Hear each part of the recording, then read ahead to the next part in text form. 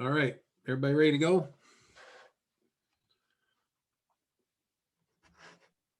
We'll get started then. I'd like to call to order the Mason City Council meeting, January 18th, 2021. Could we have the roll call, please? Mayor Whipple, Here. Mayor Pro Tem Brown. Oh, President, I- Mason, Michigan. sorry, Russ. From Mason, Michigan as well. Thanks, Marlon. Councilmember Clark, From my bunker in Mason, Michigan. Councilmember Joshua, Here from Mason, Michigan. Councilmember Ferris, Present, Mason, Michigan. Councilmember Schaefer, Here, Mason. and Councilmember Vogel. Here from Mason, Michigan. We have a quorum. All right, if you would all please rise for the Pledge of Allegiance and invocation.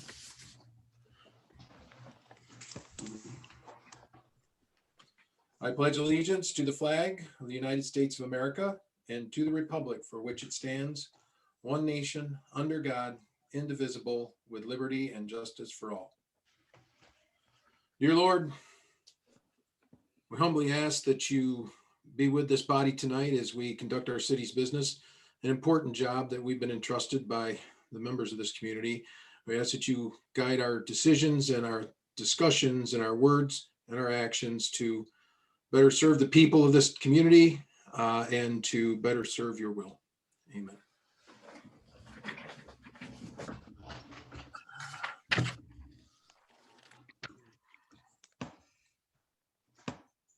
A minute here, let me get organized. All right, public comment. Before I look at the list of people who are present, I do have several written submissions for public comment. So I will go through and read each one. The first one is from, and I apologize because I think this person is on the call or on the meeting if I mispronounced the name. Charmaine Fouche of 405 East Ash Street, Mason, Michigan. The comment is, I am concerned about the shopping mall on Cedar in which Dollar General, Verizon, Urgent Care, and several others are located. The street indicates broken double yellow lines to enter. However, that entrance was closed up by the county, but the broken lines remain. The other two entrances are not marked by double broken yellow lines on the street, nor have the entrances been marked by the management company of the mall. The signage showing what stores and services are located in the mall is not illuminated day or night. Trying to enter at night is dangerous. I've called the management company to inquire about lights into the parking lot and entrance signs, and I've called the county to make them aware of the entrance issue, and neither entity has responded since I called last summer. Is there anything that the city can do to make this situation safer? I would suggest, unless someone in the council has some insight, that we ask the city manager to look into this matter and see if there is anything that we can do regarding these issues and get better clarification on what the issues are. Does everybody kind of agree with that? Any other comments? Okay. Mr. Mayor, out of Uh, curiosity, who- the striping and what have you, is she talking about on Cedar Street itself? I'm not really sure. And that's, I guess I'd ask the city manager to contact her and find out. Yes, actually I am. Oh, I think she's there. Yeah, I didn't know whether I was supposed to be a part of this or not. I listened to the comment and it's Fouché, but no problem. You didn't massacre it. Yeah, it's just, yeah, it's right on the street. The broken lines are actually located right in front of a place that the county filled in. I almost got hit broadside one night because I didn't know they filled it in. So, Correct me if pretty I'm wrong, dangerous. Mr. Mayor, but isn't that County. MDOT? Yeah, it's an MDOT road, and that's why I think the city manager's gonna have to look into that and also the lighting issues in the parking lot.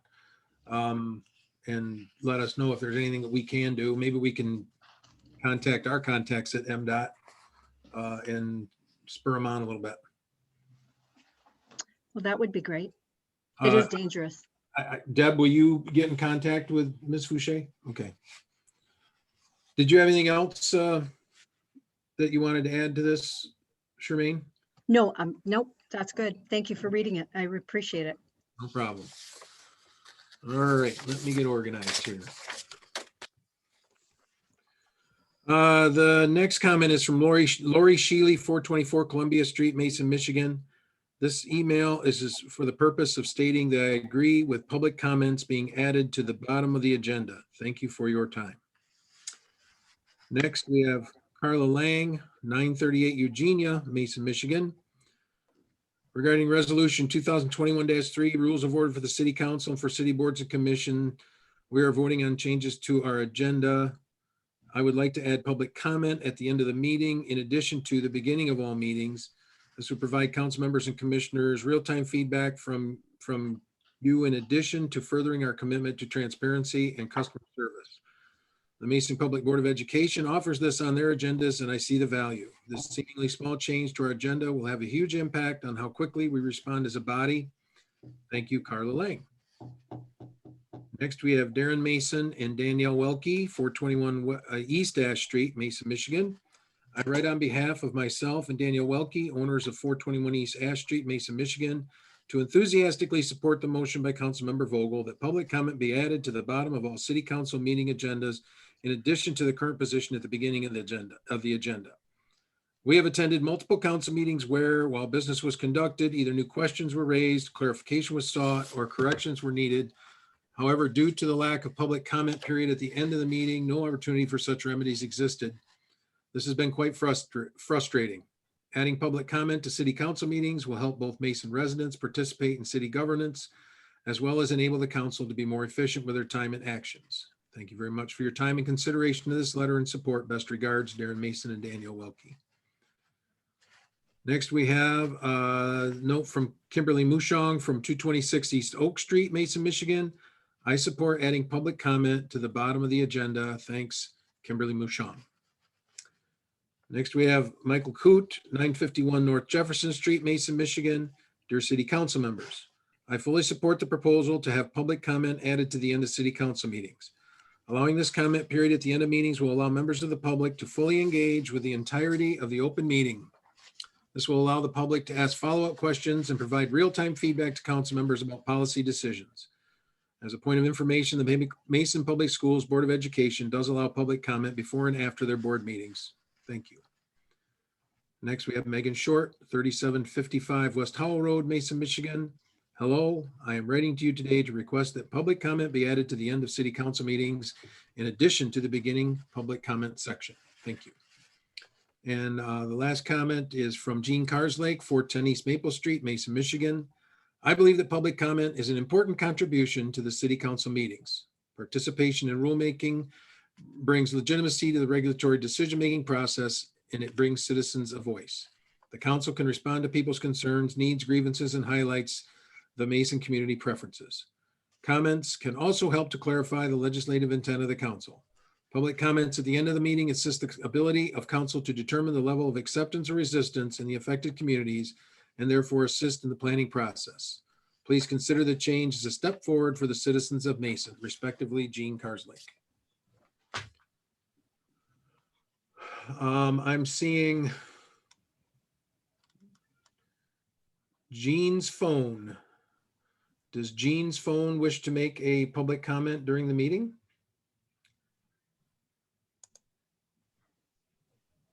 No, I do not. Thank you, Mayor. Thank you, Gene. All right, I'm seeing no other, and correct me if I'm wrong, I'm seeing other than Ms. Fouché, nobody else from the public. So that will wrap up our public comment. Next, we have the consent calendar. Would anyone like to make a motion? Mr. Mayor, before you get to that, the consent calendar is normally made, it's moved and then just, there's no discussion on that motion. Is that correct? Correct. So the only option you have, if you want to ask questions or anything, is to have an item removed. Yes. Then I'd like to remove the receipt of the city attorney's report and the approval of bills. All right, we will move item B1 then down to C in new business and item C1 to D.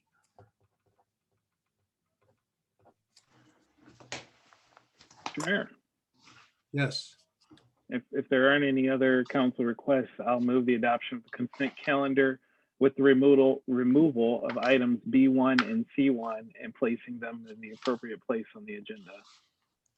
Second, been moved and seconded to approve the consent calendar with the removal of items B1 and C1. Do we have the roll call, please?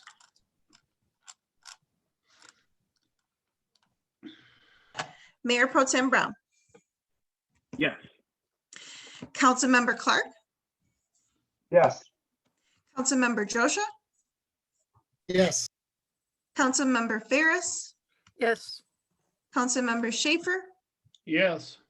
Councilmember Vogel, Yes. Mayor Whipple. Yes. The consent calendar is approved 7-0. We have nothing under unfinished business, so the first item under new business is Resolution 2021-3, Rules of Order for the City Council and for city boards and commissions. Anybody like to make a motion? Mr. Mayor, Yes, I move the adoption of resolution 2021-3. Second. been moved by Brown, seconded by Ferris to adopt Resolution 2021-3. Is there any discussion? Mr. Mayor, Councilmember Vogel. I would like to make a motion to amend Resolution 2021-3 to add public comment after council member reports and before city manager reports.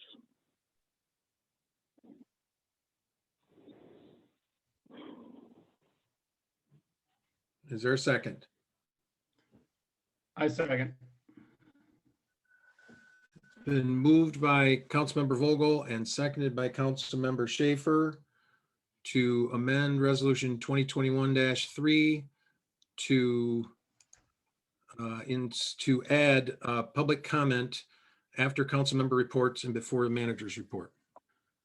Councilmember Vogel, would you like to speak to your motion to amend? I feel the public comment section took care of that. Okay, is there a reason why you're putting it there instead of after manager's report? I just, sometimes when we've had feedback, I'm thinking back, especially the last year, how helpful Zoom has been with community outreach, and we've had more people involved with decision making, whether that was social issues with Cotto, the oil lease and the fracking, just to name a few. I would like that way, if there is something I'd like clarification on, City Manager Stewart is still available for me to ask a question in reference to what the constituent brought up at the second public comments section.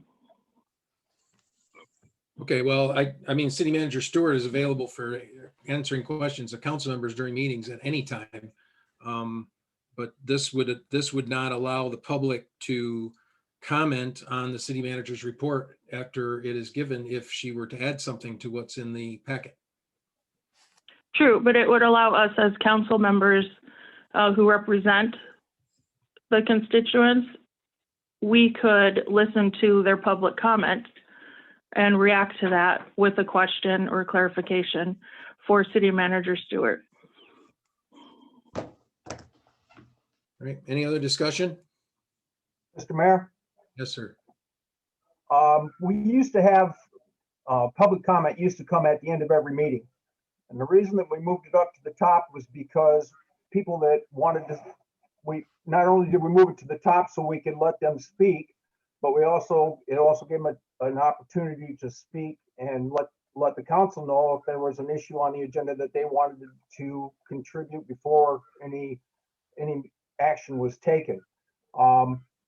When it was at the end of the meeting, as we're talking about now, what happened was people would get up and talk about something that action had already been taken on and wasn't going to be undone. So there their opportunity for comment about what was said was nothing more than a complaint or an affirmation of a decision that was already made. So I believe that, if my memory serves me correctly, that the council at the time decided that it would be more efficient and give the public more of an opportunity to move it up early in, so they could talk about anything they wanted to talk about on the agenda. And if they wanted to speak during a particular item that was on the agenda, they'd also have the opportunity then to notify us that of their intent or their request to be able to speak during that item. And it's, just to be clear, Councilmember Vogel, your motion is not to delete the public comment at the beginning. It's to add an additional public comment at the end. Is that correct? Correct, Mr. Mayor. To clarify, it'd be in addition to. There have been many opportunities I know it for me personally. You're cutting out, Councilmember Vogel. One thing that it would help me with that we've done in the past was our water bills, better communication on frequently asked question sheets, updates to the website to make communication clearer. And those were just a few of the things that, instead of having people wait for 2 weeks until we return and they could address what they had heard 2 weeks prior, I do find that having this at the end would have been most beneficial for 410 East Maple, the neighbors there, and a bunch of other issues that we have seen since we have a higher participation rate. So far, the people that have wanted to speak at the end of the meeting, in my emails, my inbox, that are like, hey, after the meeting, or I wish I knew, nothing has been issued. We're not on that agenda. And I have faith in the community for sticking to the topic. And if it's not utilized, it's just something we skip over and we progress on to city manager reports and adjournment. So, it's there if someone wants to use it. I believe Mayor Whipple does a really good job at keeping the meeting on track. So I would argue it is essential at this time, since we have more participation from the voices of Mason. Thank you. Any other discussion on the motion to amend? Mr. Mayor? Councilmember Ferris? I just wanted to say that we have initiated the very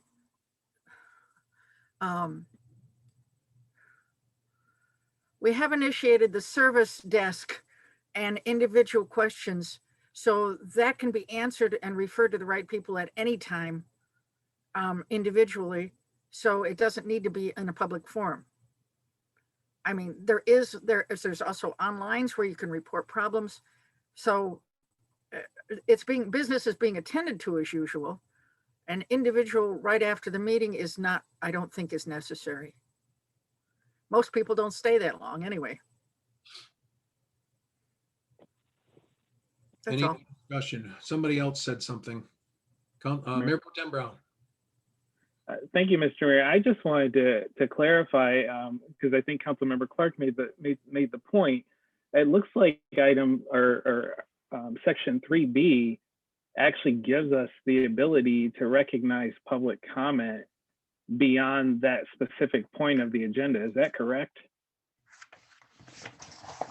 Yeah, I mean, what it allows is for someone to get up at public comment at the beginning and say, hey, I would like to speak to resolution 2021-3, and the chair can give them the option of speaking when that item comes up on the agenda. That's definitely something that can be done. Okay.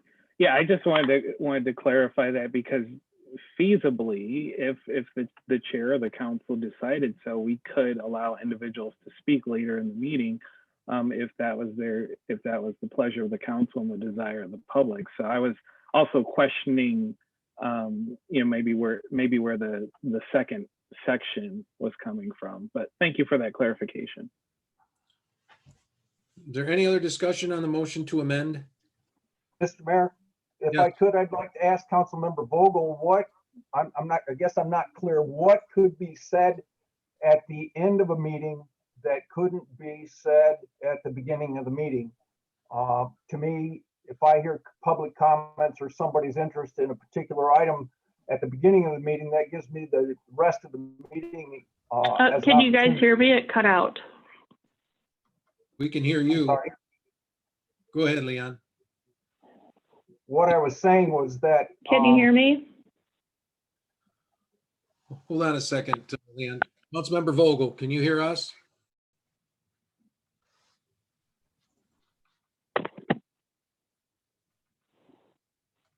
Can you hear me? I can hear you. Can you hear us? Can you hear me, Rita? Rita, are you there?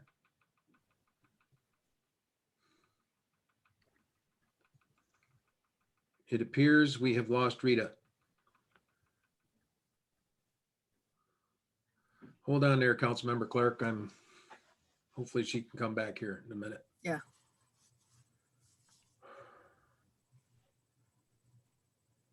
I hope that everybody's taking notes.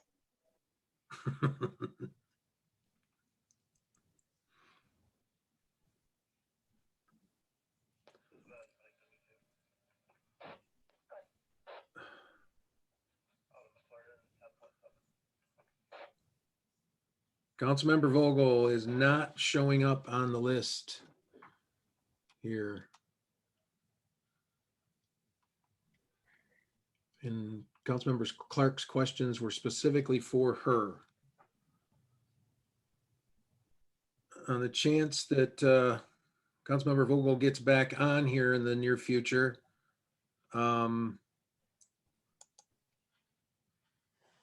just a minute here.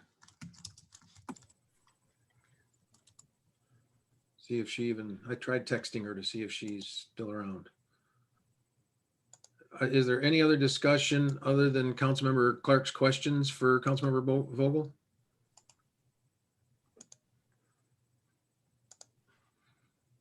I guess, Mr. Mayor, I won't make a motion, but I'll just ask, would it be appropriate to defer this item until the end of new business? And that way we can see if Councilmember Vogel gets back on. If not, we can decide what to do at that point. Hi, I'm back. Oh. Can you hear Can you me? hear me? Rita, can you hear me? I don't know. I can hear you. Can you hear me? Yes, can you hear me? I can hear you. Yes. Commercial. Councilmember Clark has some questions for you. Sure. Go ahead. Thank you. My question to you was, what can be said at the end of the meeting that can't be said at the beginning of the meeting? And quite honestly, for me, if somebody has an issue or something that they want to say at the beginning of the meeting, that gives me the whole rest of the meeting to kind of figure out a way to get it involved or get an answer or get some kind of an action if necessary on that particular comment. If anything comes up at the end of the meeting, that's automatically going to be pushed back till 2 weeks because you're not going to get most generally any kind of an answer or any kind of a decision at that point.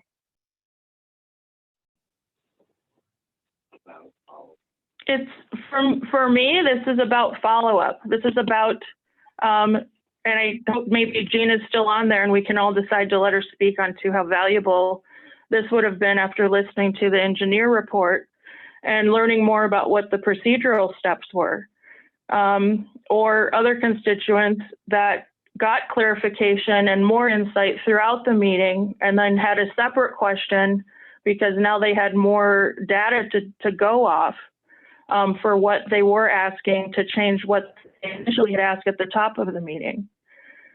This is a no-brainer for me to have it at the bottom. I do appreciate that the school board also offers this because as we know, after listening to a meeting and getting more information, you're better well-informed and you move differently.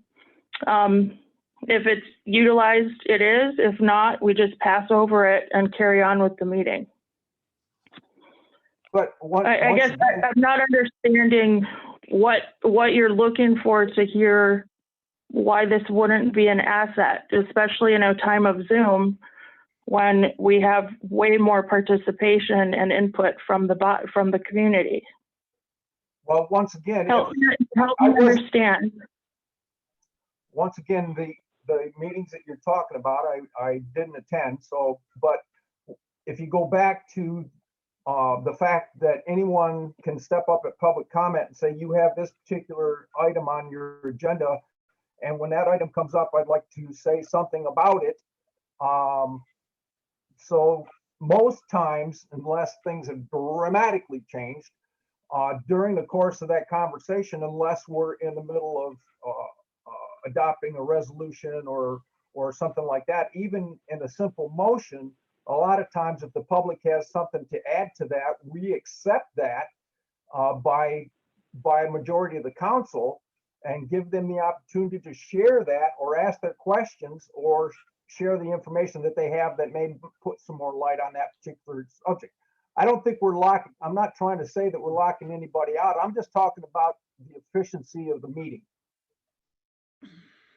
Well, it sounds with what you're proposing for allowing people to speak at the end, if we all decide, in addition to what I am asking to be added, I mean, it sounds like we're covering all ends as far as wanting to hear from the public. So I'm in favor of both. It has not been my experience that this council has people to speak afterwards. They only get the front top of the meeting to speak.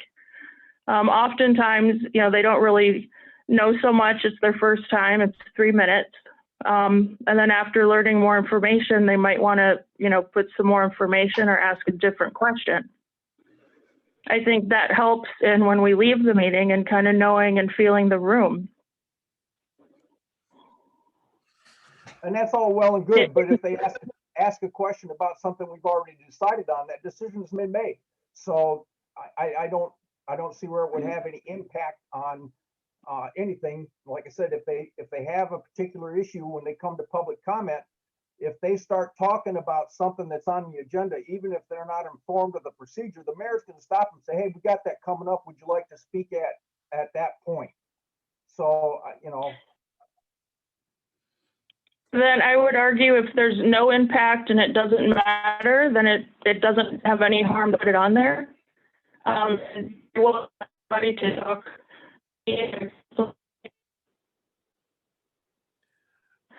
One of the things I'd just like to point out is that in our rule, With, Councilmember, yes, are you there? yes. Okay. One of the things I'd like to point out is that in our rules, under public comment, the very first section tells what public comment is supposed to be for. And it says that public comment and participation by interested persons that is constructive, informative, and factual in a manner conducive to the conduct of an organized, efficient, and professional business meeting.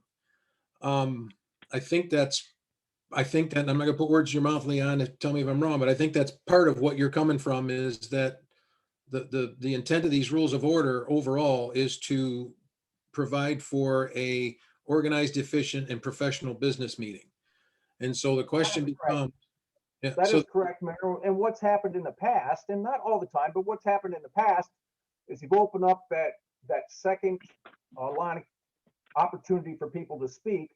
And if a decision was made earlier in the evening that they didn't agree with, or they didn't like, or whatever, then it gives them an opportunity to stand there and browbeat us over something that we've already made a decision on.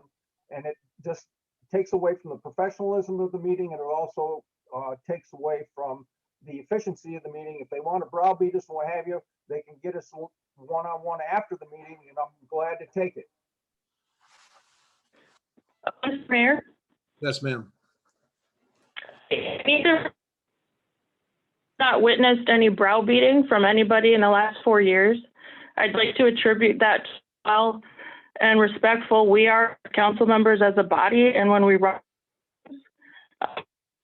clear agenda that they are able to speak on every agenda item, to be on there to let constituents know, because unless you're part of this process and in this work packet, I just don't see it.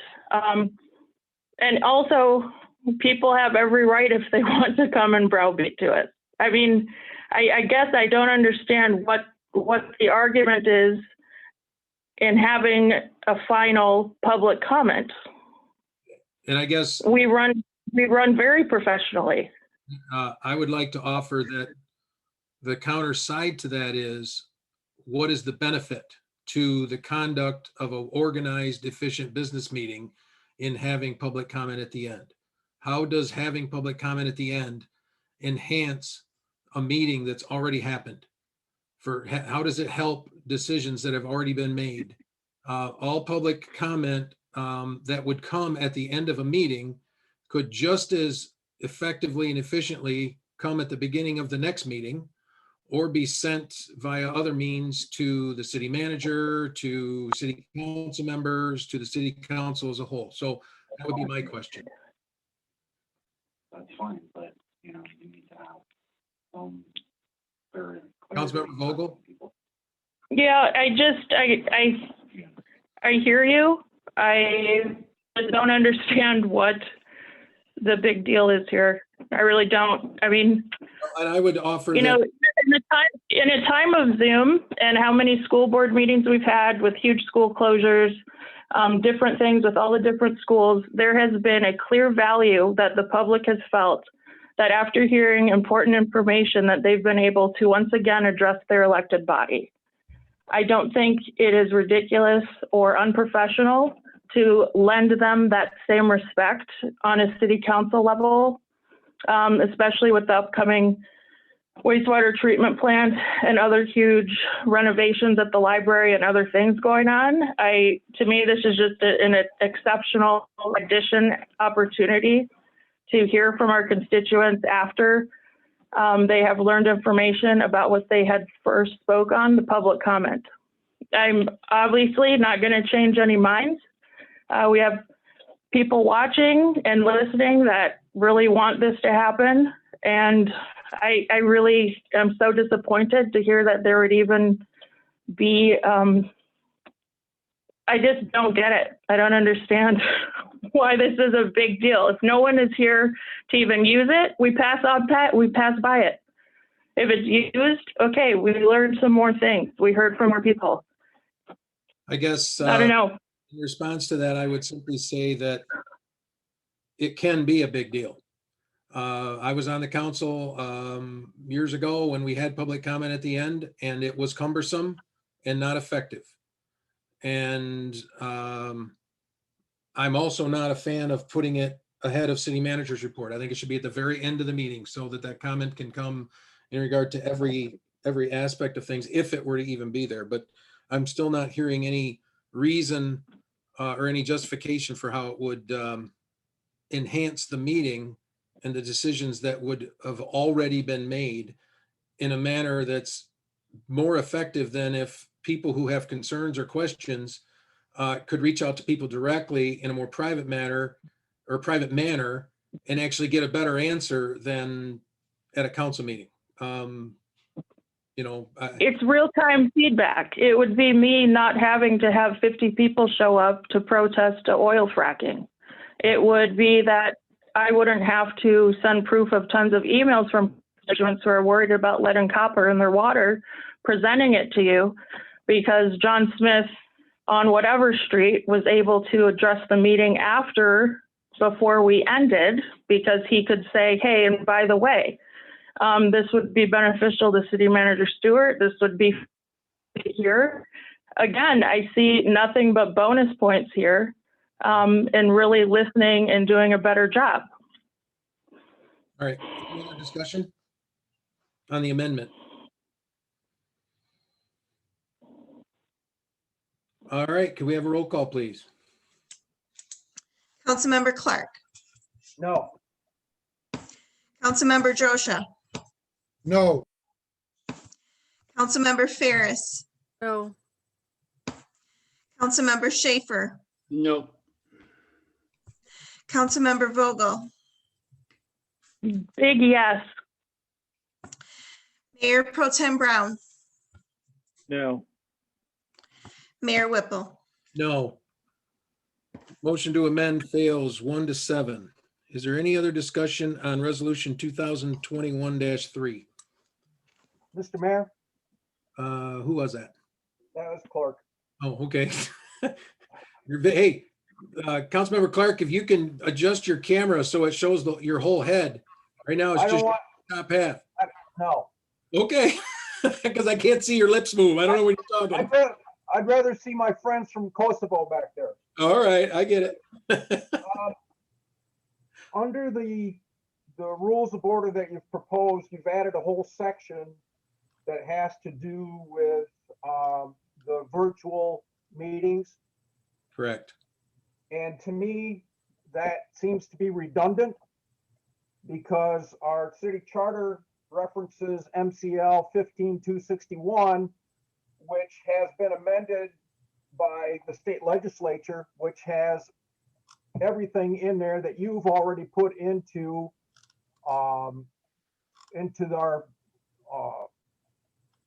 these rules. And I just think it's a redundant and unnecessary move. I appreciate your efforts, but like I said, all of it's duplicated by reference back to MCL 15261, which is the Open Meetings Act, which our charter says that that's what we have to live by. And this document I actually pulled up the resolution from the state, and it's almost verbatim what you've put in there. So to me, it's redundant, and so I wouldn't be in favor of the redundancy. And Mayor Pro Tem Brown, please kick in here if you want to add to this, but I will only add, say, first of all, you are correct in a lot of ways, but there is a great deal of information in here that's not in the act, because the act specifically says that cities are supposed to develop procedures for dealing with the requirements they have. And the only reason that anything's repeated in here is for clarity, if nothing else, if it's repeated from the act. But there are things that aren't in the act, for instance, that we would require two-way communication, both audio and video, that we would, how we would allow someone to participate in a meeting remotely that is being held in person, that there are limitations on that, how a person specifically has to inform the city about how a city council member has to inform the city regarding they're going to be absent from a meeting that they want to participate in remotely. There's a number of things in here. In answer to your question about redundancy, I see it. I agree with it. We knew that, but some of it was felt to be necessary just for clarification.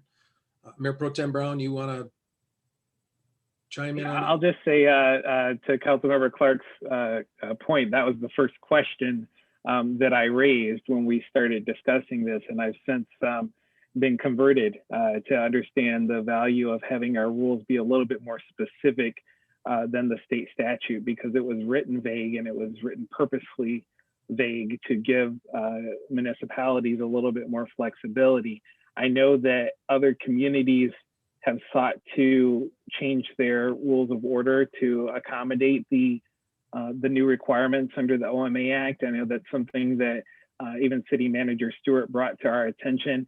And so I think that even though there is some duplicative effort here, that some of the clarifications in terms of how a council member is to participate virtually and how often that can and should occur, and by what parameters the public has to be notified. I think that there's just a little bit more meat on the bones, but I don't disagree with you, Councilmember Clark, and that at the outset, I was scratching my head a little bit on this. Well, the other thing about it too is that this law that the legislature's put in place has a sunset on it, and the only way that it's actually workable is under a state of emergency, which may be lifted. I know I've talked to 3 legislators from the House, and I've talked to a couple of county commissioners who are all planning on, at least the county commissioners are planning on going back to in-person meetings March 1st. So at that point, once the emergency is lifted, the only way, there's only 2 ways, or 1 way actually, that you can participate virtually, and that's if you're in the military service, stationed someplace else. So that makes all of this stuff moot. That's correct. But between now and then, we have nothing. And Well, we do have the state law on MCL 12, 15-261 right, the Open Meetings Act. to hang our hat on. And like I said, this could be all over in like a month. Well, Two more let me, meetings. I don't, I'm gonna be honest with you, I don't disagree that this is probably gonna be a short-lived section of our rules potentially. Who knows if the Open Meetings Act is gonna be revised again? Who knows? I have no idea. But be that as it is there anything in here that's written that you would disagree with? No, as I stated, I don't disagree with it. To me, it's just redundant. So I think it's frivolous legislation, and I'm not in favor of supporting things that are either redundant or duplicate one another or overlap one another in those ways. Well, there are whole paragraphs that could be removed, if that, that don't deal with new things. Item or paragraph B, that's a new thing because it defines how you would participate and having to use the city's electronic platform. The announcing in section C, that probably doesn't need to be there because that is in the act.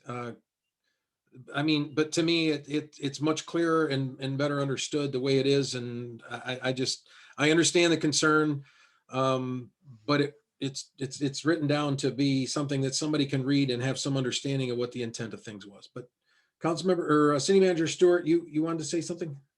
I just wanted to note that I think we're confusing the idea of an entire remote meeting with a remote meeting for an individual. And these rules are really specific to a remote meeting for individuals. And that can continue till the end of the year for a medical condition and military. And so that's the main reason that these rules are defining how you can participate in that way. This is less to do about a remote meeting that the entire council is, which we may have because of the state of emergency. This is more about those individuals. Councilmember Schaefer, you had your hand up as well. You're muted, Jerry. No, I just thought you didn't see city manager. Oh, okay. Okay. Well, once again, even to that statement, the only way that any of this is in place right now is because of the state of emergency declared by the health department. Yes, it is. I've talked to 2 state legislators, and it reads right in the document, right in the order, that once that emergency, if there's no state of emergency, like when the governor was overruled by the Supreme Court, there was no state of emergency. All that changed until the health department reinstated a state of emergency. After that, the only way that you're allowed to participate remotely is if you're in the military. I've got the document right.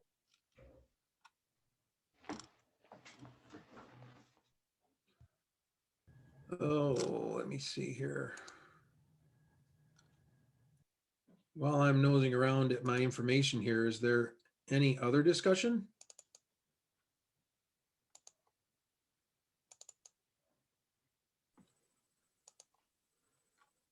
I have the act here somewhere.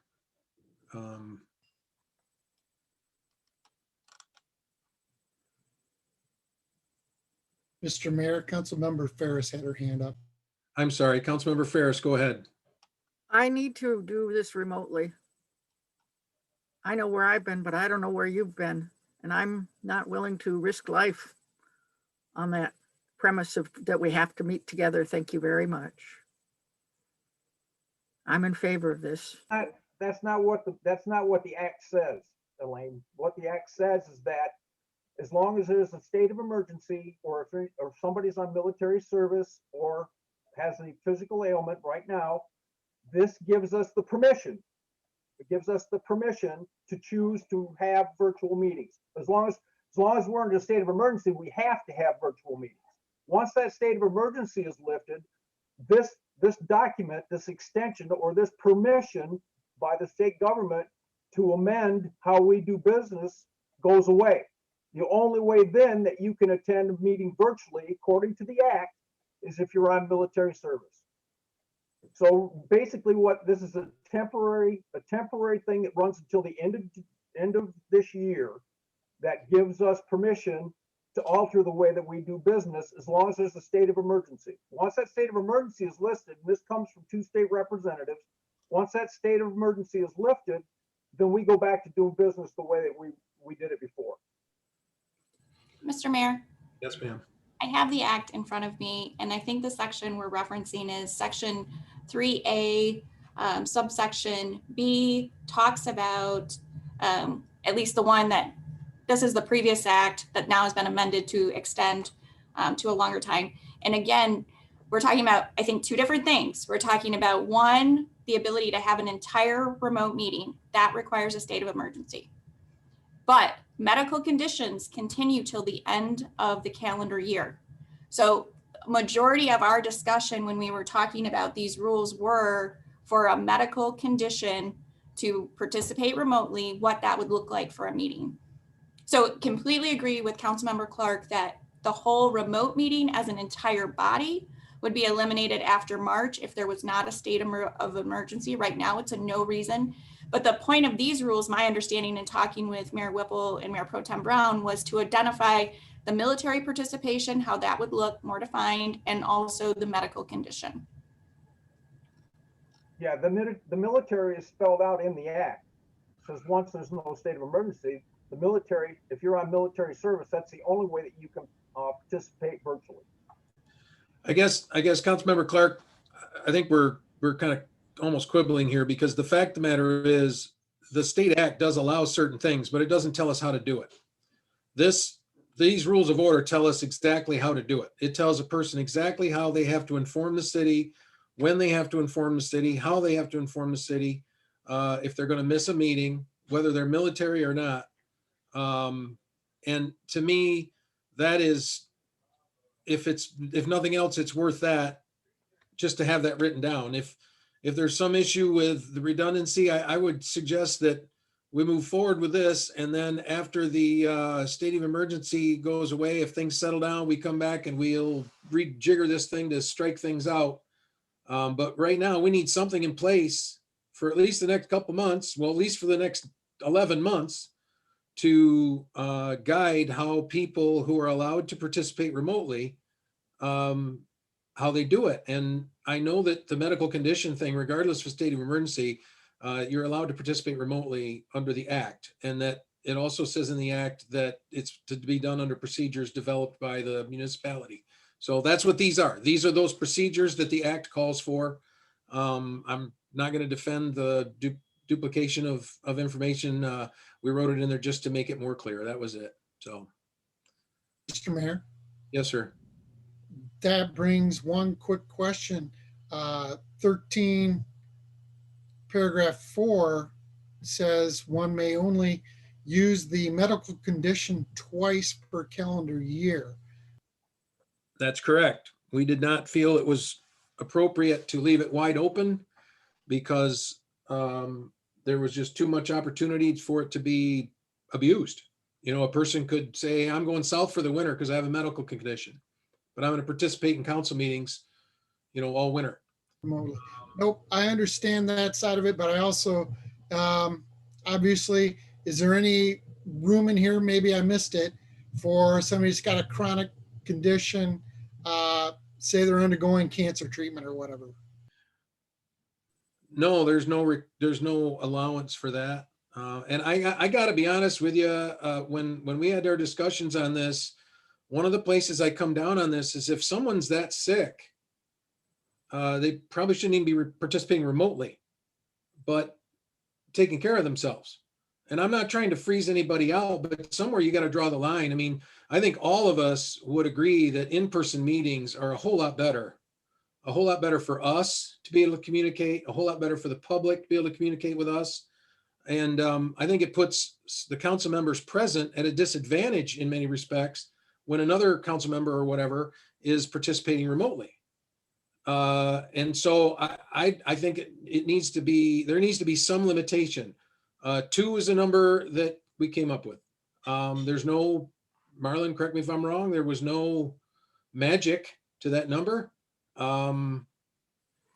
If, you know, like I said, if that's a sticking point for some people on this whole thing, you want to propose a different number, or we could consider it. Mr. Mayor, if I may just add some additional context. Sure. As the mayor said, there was nothing magic about the number of 2. Certainly something that we can, as a council, can talk about as a starting point.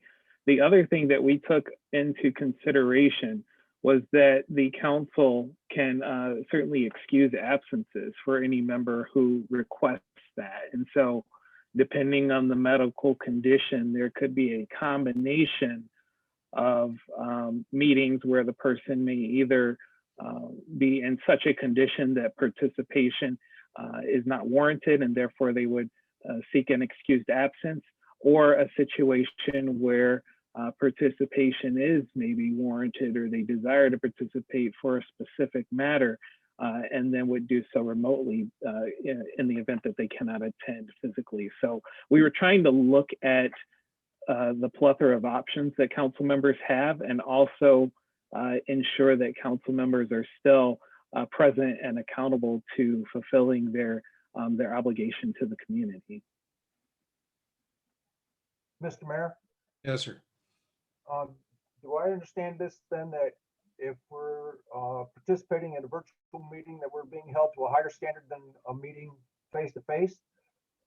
Remind me if where I'm supposed to look if I'm not going to be able to make a meeting. I mean, common courtesy would tell me if I know that in advance to let you know, but I'm not required.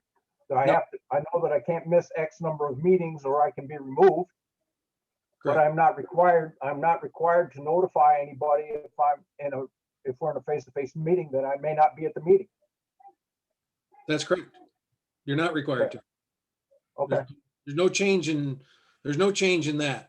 In this proposal. yeah, I understand that, but I'm saying I'm being held to a higher standard with a virtual meeting than I would be in a face-to-face meeting. How, I guess I don't understand how that is. Well, by being allowed only to miss 2 meetings, and I have to submit some notification prior to the meeting that I'm not going to be there for a virtual meeting. But if it's a face-to-face meeting, and whatever the circumstances may be, I don't have the opportunity or whatever to notify somebody, and I'm not there. I'm not required to do that on a face-to-face. Well, I think you're mixing things up, because there's no difference in the requirements as far as a meeting absence, whether it's virtual or in person. If you're absent from a virtual meeting and you're not excused too many times, the charter allows people to be removed. So people will generally request being excused. And that's going to come into play whether it's a virtual meeting or an in-person meeting. You would still have that option to be excused from attending the meeting. The only reason for the notification for the virtual meeting is because the state act requires that we give the public information about how to contact that council member who's absent in advance of the meeting. And we have to have some structure to that. And so we've tied it to the same process we use for setting our agenda for the meeting. That's the only difference. There's no higher, lower standard, because they're 2 different things. The standard for absence is exactly the same no matter what. Councilmember Ferris. First, City Manager Stewart, is meeting in person going to put any city staff in jeopardy from the number of people in a meeting or from meeting in the actual city hall?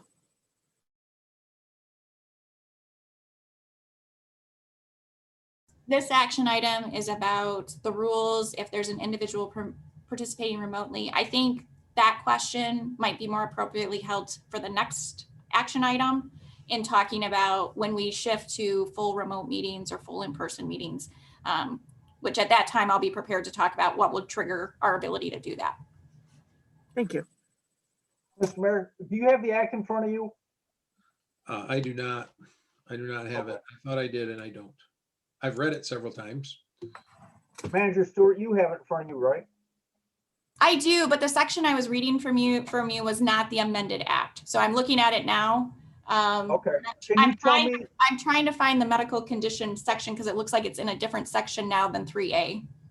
can you tell me, can you tell me where in the act it says that we have to come up with these rules? I read a whole bunch of things that we have to do to notify the public. It has to be on the website and a place that the public can access and those kinds of things. I will say, with honesty, Councilmember Clark, we were working on these rules with the old act that was not amended in lame duck. And so I can't quickly find it, but I will look for it. But it was clearly stated in the previous act that you had to create the framework in order to have someone. I don't see it in the latest, greatest one that I pulled off their site the other day. Like I said, it has a whole bunch of requirements about notice to the public for meetings and how the public needs to, if they want to speak, and how they can go about all that. All that has to be on, if we have an internet presence, it explains in detail how we're supposed to do that, but I didn't see anything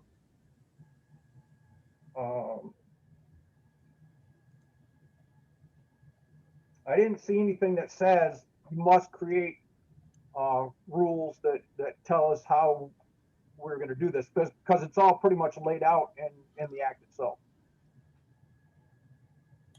I'm reading it quickly, but I'm not finding it quickly. So I understand it. Those are cumbersome, and quite honestly, I guess that I've made my point, and I don't see it in there. And you know, I'm prepared to not belabor this any longer. Like I said, I've said what I had to say, and I feel the way that I feel, and we go from there.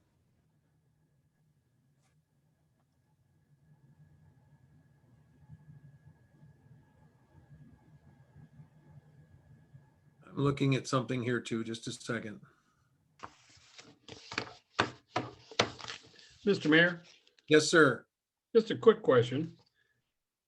Under 13.4, remote participation by a member, or excuse me, by a member due to a medical condition should be allowed no more than 2 times per calendar year. What's the penalty? They just simply won't be allowed to participate. Well, if they won't be allowed to participate, doesn't that, it could get to a point where they miss a quarter of the meetings and then they're thrown off the council. Well, then they would have to ask to be excused. So that they, Just like today, they'd have to ask to be excused.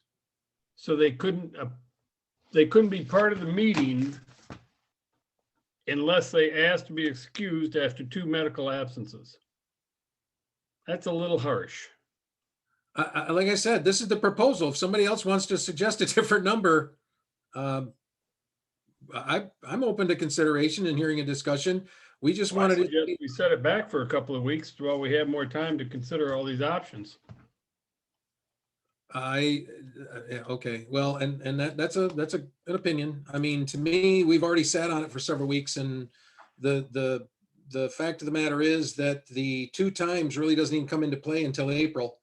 So we should enact this and get rules in place for now.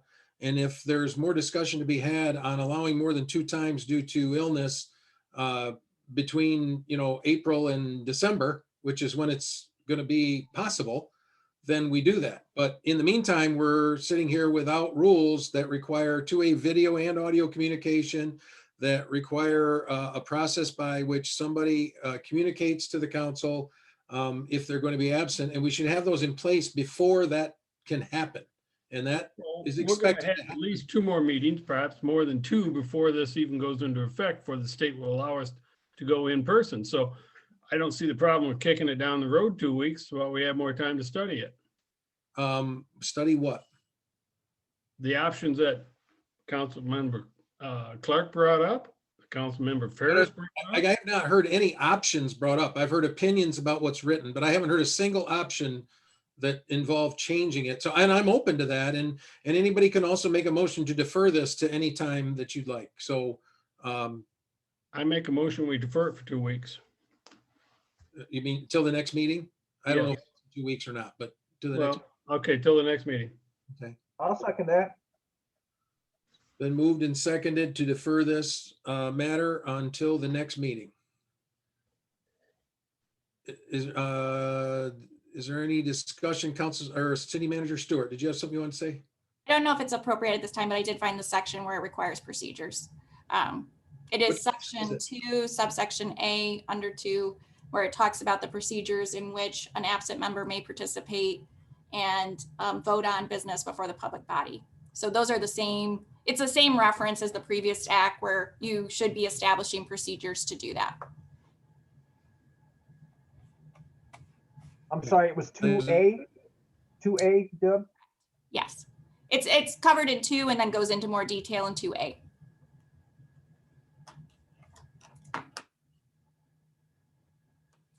I will say you could make the argument that you could just repeat what they're saying, but it is saying that you should establish those procedures.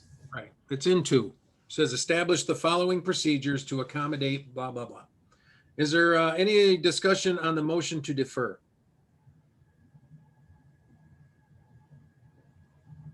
All right, hearing none, could we have the roll call, please?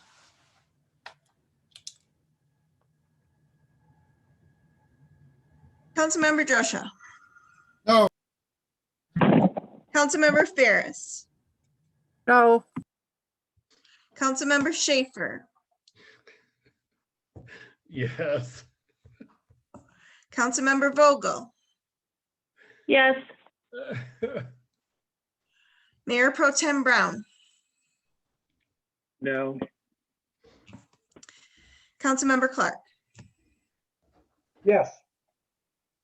Mayor Whipple. No. Motion to defer fails 3-4. Is there any other discussion on resolution 2021-3?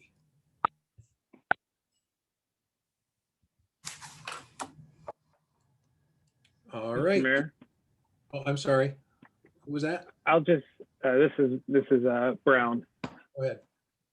I'll just say for the good of the order is that our rules are dynamic. And so as the OMA continues to shift, as the landscape of emergency orders and how we're responding to the current pandemic situation evolves, I think these rules will change and accommodate that as well. So I look at this as an iterative process, and that what's proposed today is certainly something that can and probably will change over the course of the year. Is there, let's see, where were we? I lost my place. I think you're about to call. them. Any other discussion on resolution 2021-3? Thank you.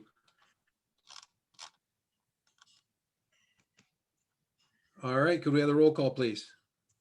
Councilmember Ferris. yes, Councilmember Schaefer. No. Councilmember Vogel. Yes. Mayor Pro Tem Brown. Yes. Councilmember Clark. No. Councilmember Joshua. Yes. Mayor Whipple. Yes. I heard 5-2. Is that correct? That is correct. Resolution is approved 5-2.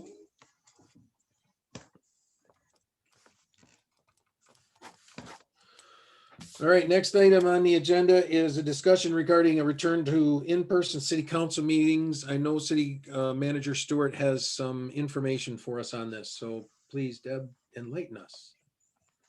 Thank you, Mr. Mayor. At the last meeting, it was suggested that this be an agenda item to kind of get an update of where we are with having in-person meetings. And so I tried to lay out the items that would restrict us from having an in-person meeting that we are watching. So obviously, we have the legislation that we just referenced that allows us to meet virtually until March 31st for no reason. But then we also are triggered under any gathering restrictions. And right now we are restricted to no more than 10 persons from 2 households meeting in person. And so those 2 requirements are kind of what we're watching. And so kind of the decision point that would happen next is a lifting of the gathering requirements. And I want to remind you that Ingham County can have more restrictive requirements than the state. And in fact, they do in East Lansing. And so while the state may open restrictions for the entire state or the health order may change for that, we'd also have to watch that Ingham County has also adjusted their gathering requirements. So at this time, we're not able to meet in person, but when that time comes, that would be the decision point to Councilmember Ferris's question, where health experts are telling us that is a safe environment. But I can tell you, it's expected that even in those requirements, we would be having to do social distancing and masking if you were not speaking and things like that. Mr. Mayor, Yes, sir. I want to thank the city administrator for your comments and stuff. And a lot of that came to light when I did the research on the topic of we just discussed prior when I read the act and those kinds of things.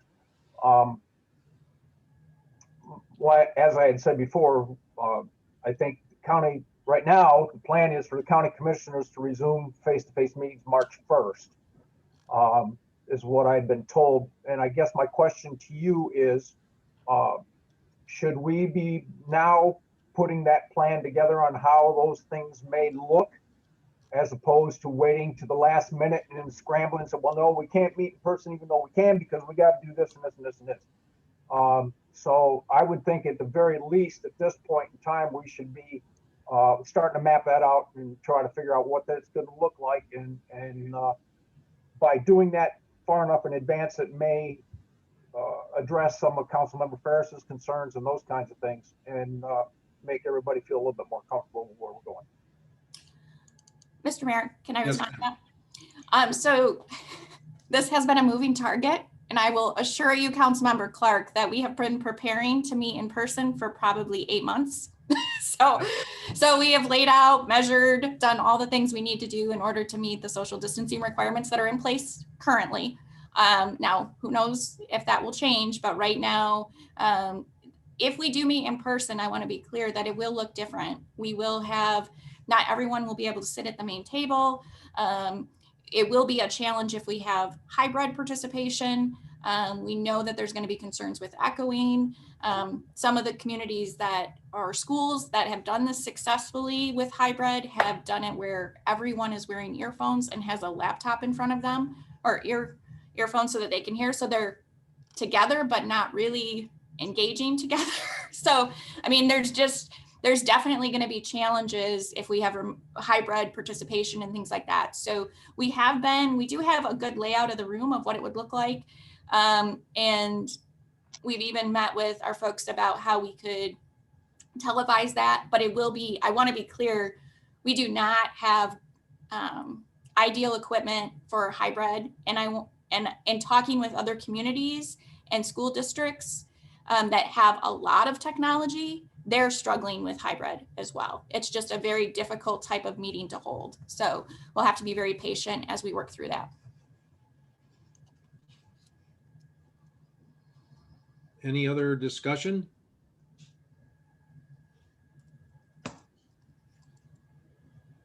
So how soon could we vote to go back to in-public meetings? What's the date? Mr. Mayor, do you want me to handle that? Yes, please. So like I said, these are decisions outside of our control. We have first the Public Act that allows us to meet remotely until March for no reason. So that at a minimum allows us the flexibility to meet remotely in that time frame, which would be a decision point for the council. After March 31st, you will not be able to meet virtually unless there is an amendment to the act. So that is for sure. We will be meeting in person by March 31st. Or after March 31st. But the second category is the issue of gatherings. And I just want to prepare you that Ingham County has specific challenges with gatherings, because you're talking about a county that encompasses a very large amount of public meetings and things like that, where they may restrict gatherings longer than other jurisdictions. I don't know, but I know they restricted earlier than some other counties as a health department, so they may keep those longer than other counties. And we are restricted based on those requirements. So I- April 5th, we could be in a live meeting. In Well, person, the current if the county action, doesn't go crazy. yes. I guess yes.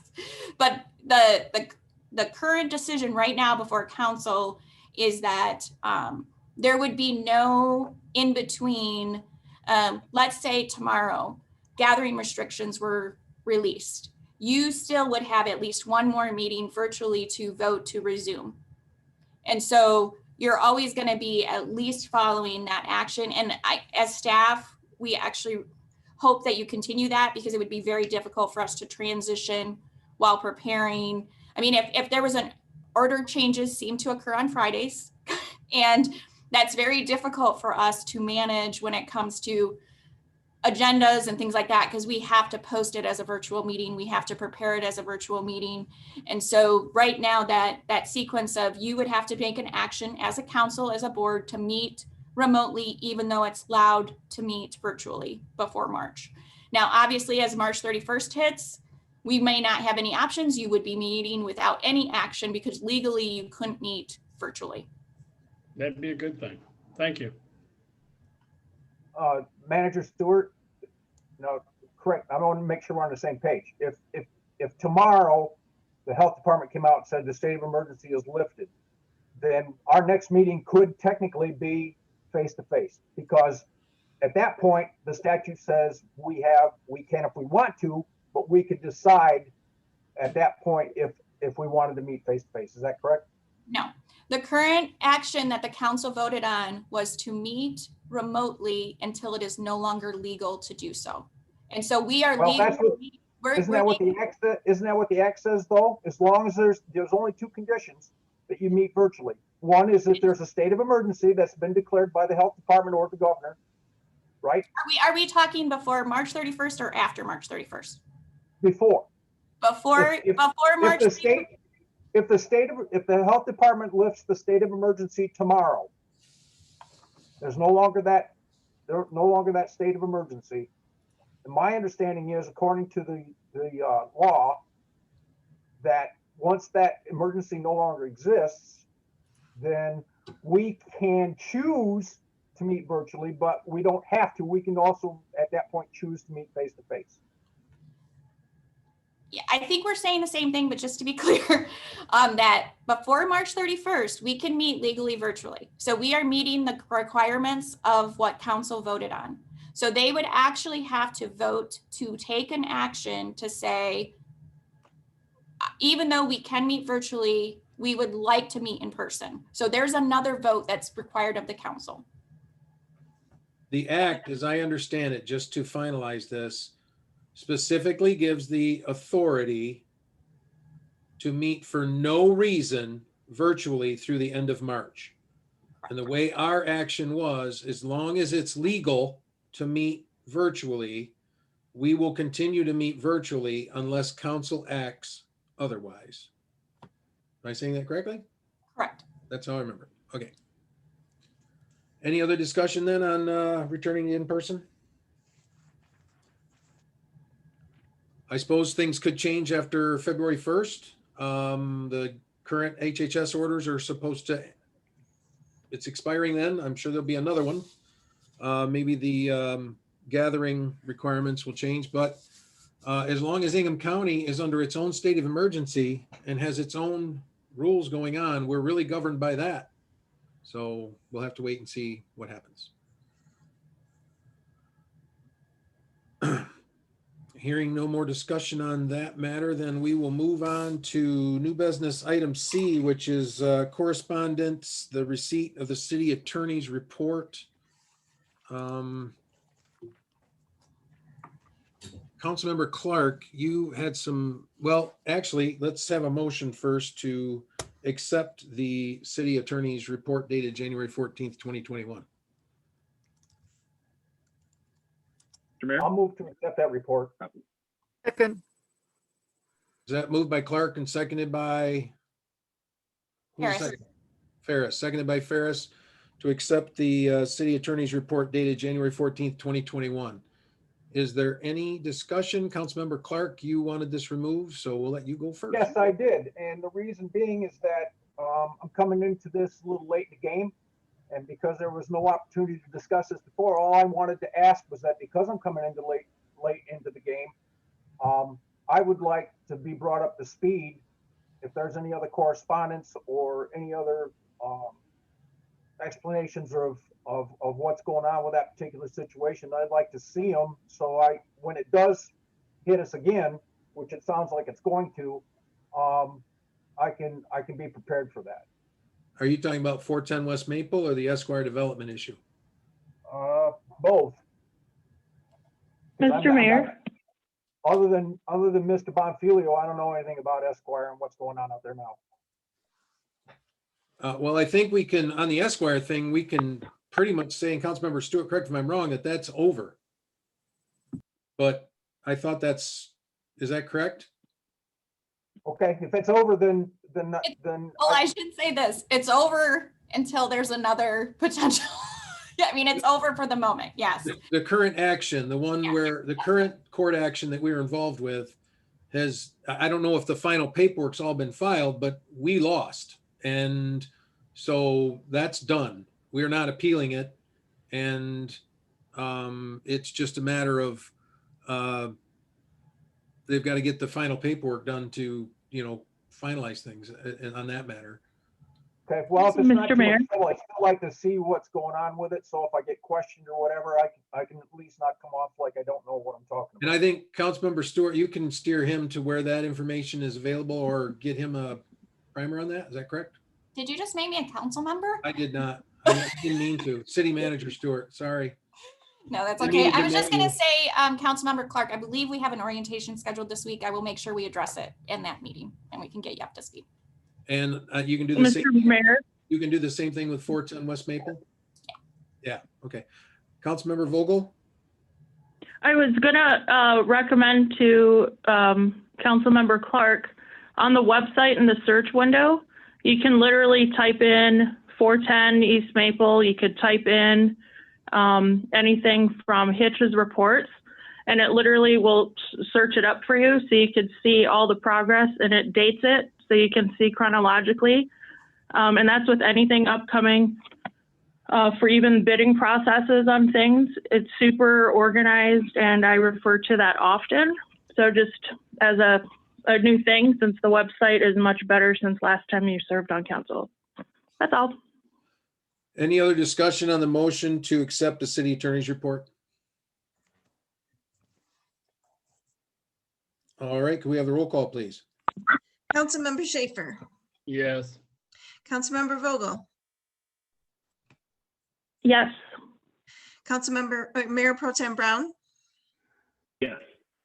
Councilmember Clark, Yes, Councilmember Josha, Yes, Councilmember Ferris, Yes. Mayor Whipple. Yes.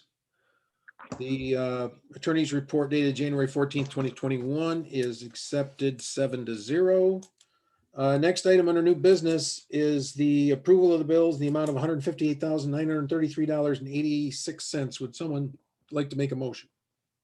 Mr. Mayor, I'll make a motion that we approve the bills in the amount of $158,933.86. second, Okay. Moved by Clark, second by Drosha, to approve the bills in the amount of $158,933.86. Is there discussion? Councilmember Clark, this is one you brought off, so I'll let you lead off. Yes, I simply had a quick question for the I guess the city manager. 07745, the Jackson Lansing Railroad Company. What are we paying them for traffic control maintenance? I don't understand what that is. The Public Act requires us to pay for maintenance, and the railroad company is the one that provides it. So it's maintenance on South Jefferson Street crossing, West Maple Street crossing, West Columbia Street crossing, and West North Street crossing. So those are all, it's a regular payment we have to make. And it's an annual charge that we have to pay the railroad company to maintain those areas. So it's an annual payment. I guess if we're going to pay them to maintain them, that they would do a much better job of it. You would hope. Yeah, because that one's that one's problematic to begin with, and some of the other ones aren't much better. So, okay, thank you. Any other discussion on the motion to approve the bills?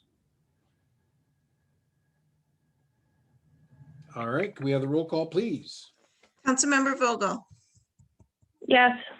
Mayor Pro Tem Brown, Yes. Councilmember Clark, Yes, Councilmember Josha, Yes, Councilmember Ferris, Yes, Councilmember Schaefer, Yes. Mayor Whipple. Yes. Bills are approved 7-0. Are there any council member reports? Mr. Mayor, Yes, ma'am. tonight, Historic District Commission met. It was time for some new chairs and vice chair. They voted Doug Klein in for chair and Mark Cummings as vice chair. We set some goals and we discussed, we'll be hearing back on a reimbursement grant in March or April. This is for the library renovation. This was $100,000, I believe. This is phase 1A, which is what the city approved for $225,000 of city money that was needed that we had to have in the bank. The reimbursement grant is through the State Historic Preservation Office. What else? We did learn that part of our inclusion criteria with the State Historic Preservation Office and certified local government under what our needs are for the HDC. It does mean that we need to survey and inventory all city property that is 50 years or old. So this even includes bridges like at Lee Austin Park. And so Director Feud has been amazing, and she is trying to get an in MSU who traditionally has a background in cataloging art. And so her experience will be helpful if she's able to come and help us out to survey citywide property. It's larger than just our historic district itself. We're all working really hard to get more historic district commissioner applications. We have 2 seats available. This makes it difficult and challenging if we have an absence because we need a quorum. A lot of things are moving. We've been super busy. Under the CLG, we do need an architect, but the loophole was Elizabeth through the SHPO grant, and the SHPO needs for the architect for compliance. He's on the library project, so he is going to be useful to us for any time that we need an architect for other things under the CLG for the HDC.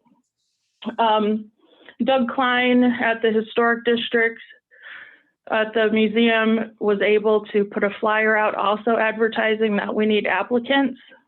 Elizabeth is looking into what the rules are under the State Preservation Office, if we're able to expand our reach, if that's even possible, because Planning Commission does it under a state law. And so we're trying to get creative to fill our spots. Lastly, Senate Bill 54 passed, and that's super huge. And we're waiting to hear back, hopefully this summer, on what that really means for our business owners, the DDA, and our historic district itself in preservating. So it was a really great meeting. And we meet next month. That is all. Thank you. Any other council member reports? Councilmember Ferris. I attended the MAP session on Thursday, and it was an exciting session in that what they had a number of cities that had done work on making a 4-season attraction. And there were some great ideas that you can start small. One city actually had $15,000 and hadn't spent it all yet. Um, but I've talked to Elizabeth Hewitt about that, and evidently we are at least looking at this. But one of the interesting things was that we can adjust some of the ordinances and rules to work forward so that if we do new attractions in the parks and so forth, they can be set up already to be a 4-season site. So we can work forward toward this. And it was MEDC has a good presentation that is available online for this specifically. And I can get you that information if you'd like. It was excellent. Well worth the 2 hours. That's all. Are there any other council member reports? Mr. Mayor, Planning Commission met, elected John Sabaton chair, Mark Howe vice chair. And we're made notice of a webinar that we all attended. I think it was last Thursday. And I'll be damned if I can put my hands on it right at the moment. So I'll share the highlights with everyone after the next Planning Commission meeting when they discuss what we saw. Thank you for that. Any other council member reports? I would just like to note on behalf of Councilmember Schaefer and Mayor Pro Tem Brown that the three of us will be meeting with the Board of Ethics on Thursday. In case you've forgotten, we're still working on an ethics ordinance revision. We've already met with them once back, I believe, in November. And they gave us a number of good suggestions and ideas of things to incorporate into the proposal, and that's been done, and they've been given the proposal, and we hope to have a good discussion tomorrow or on Thursday, I believe, to discuss that. So depending on how that meeting goes, you may be seeing a proposal to revise the ethics code in the ordinance in the next meeting or two. Councilmember Schaefer. I believe that's Wednesday. Is it Wednesday? Well, I guessed wrong. I know it's in my calendar. Yep. Yeah, that's right. Because today's Monday. It's not Tuesday. Mr. Mayor? Yes. Who is that? I did find my pack fund. Sorry. Another thing of interest is there was discussion about a youth advisor volunteer for the Planning Commission, which is, I explained to the Planning Commission, is not a new idea. It's something that's been around for a long, long time. And the mayor will remember when we talked about it years ago, we just never had anybody that wanted to go into that position. But we did, when we put together our first recreation plan, we did include, I think there was either 3 or 4 high school students that were involved in the recreational plan, the design, and everything that was involved with putting the skate park in. So I've seen firsthand the benefit of doing this, and the young man was present, and I guess we're working towards doing that. We talked about the joint city council and planning commission meetings coming up the 25th of January and the 22nd of February. Then the Michigan Association of Planning training was the webinar that we attended. Winter Cities registration, or Winter Cities is what it was about. So that was what we covered. Thank you. Any other council member reports? All right, city manager's report. Was there anything you wish to add to what was in the packet? Councilmember Clark did a good job of highlighting some important dates coming up. So making sure that we all have on our schedules the joint meetings. The one coming up next week will be the staff's presentation of the capital improvement projects or plan. And so that would be an opportunity. Also, we will have a place on the agenda for if council members have any things and feedback that they want to give us, but also, as you know, you ultimately adopt that plan and you can make amendments once it's in your hands to finally adopt. The master plan discussion, we're really trying to get you all in at the first level of that project. It's such an important project. I can't emphasize it enough. With our staff, we had a meeting today about it and started talking about brainstorming and some other things. And the goal is to really have active participation in the drafting of the RFP. We have a good kind of template out, but we want to finalize what does the final product look like for all of you to be successful. We have a lot of ideas from a staff perspective, but I think it's important that it's your document. And so our goal of that meeting is to really finalize the RFP, and we're actually going to record that discussion so that those bidding on the project will know the things that you guys are interested in getting out of that document. And so it'll hopefully lead to a product that meets your expectations. I also wanted to just, because we get a lot of questions in the community about vaccine distribution, I wanted to give some updates on that. Mainly, hopefully you can spread the message and kind of talk about where we are as a county. Every county in the state is handling distribution differently and has different allocations. And so they may have a relative in another county that has access to the vaccine, even though they do not, or it may be reversed. And so it's important to know that every county is handling this slightly differently based on their allocation. Our health department has decided to split the 1B segment of the vaccination threshold that's been adopted by the state. Other counties have not split that group, but because Ingham County includes so many state office buildings and MSU, they have the ability to vaccinate anybody that works or lives that meets the criteria in Ingham County. So you can see that that would be a huge increase of potential eligibility. And so right now they are accepting and starting to vaccinate those over 70, but you cannot get an appointment from the website currently because they are completely booked out till the end of February. They aren't booking into March yet because they hope to open up more appointments in February once they know they have more vaccines available. And so I know people are frustrated. They've gotten on the site. They can't get registered. They can't get appointments. Please be patient. As they get more vaccines, they'll open that up more. Our first responders were in the first segment of 1B, and all of those that are interested have at least received their first shot. And so we are starting to move into that phase of second shots. Our next level of employees that would get priority will not be until the 1C section, which we are being told will not be until likely March or April at the soonest. And those would be our water and wastewater plant operators, our DPW, critical infrastructure providers, our general office staff like myself. I will not be eligible until general population, which they're saying could be summer or early fall. And so just know that it's a long process.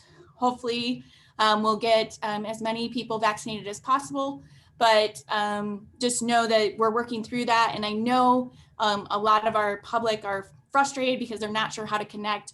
We are anticipating that more pharmacies will be open to doing vaccinations, and they're starting to target things like Jefferson Square and things like that. So our hope is that they will get vaccinations out into our community. City Manager Stewart, is that meeting on the 25th then set in stone, or is it still a tentative?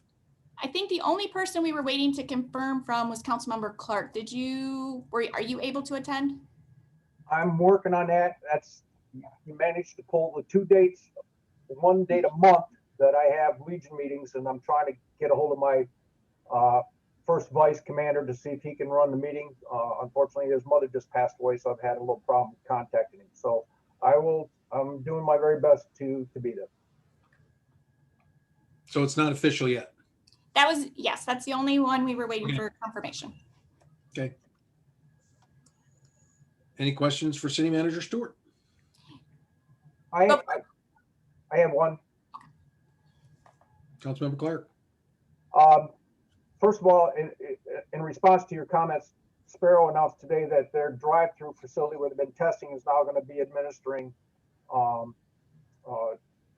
vaccines as well. So maybe that'll speed the process a little bit.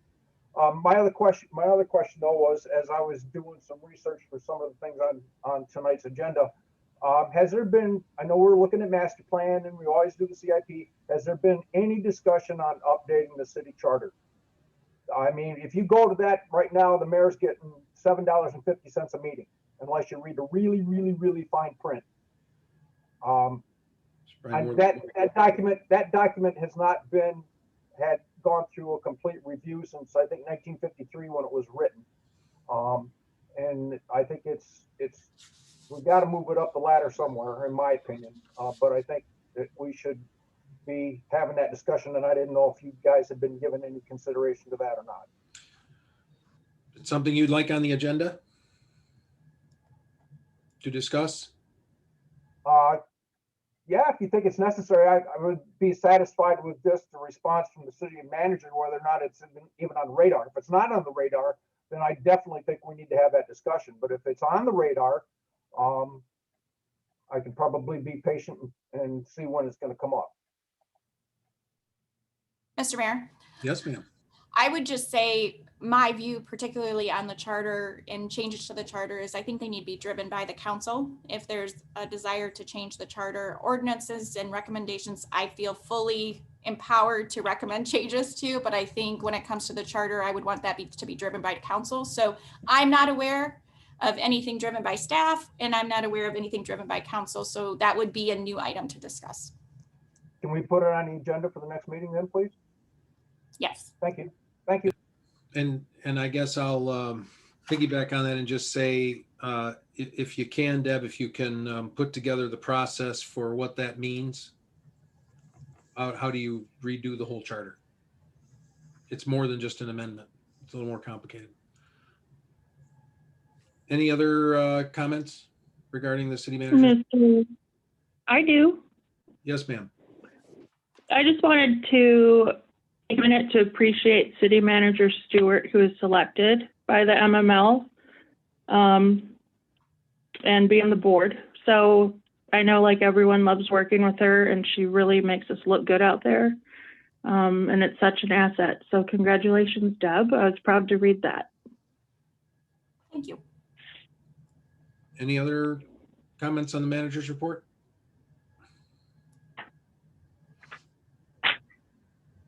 All right. We will be adjourned. Thanks, everyone.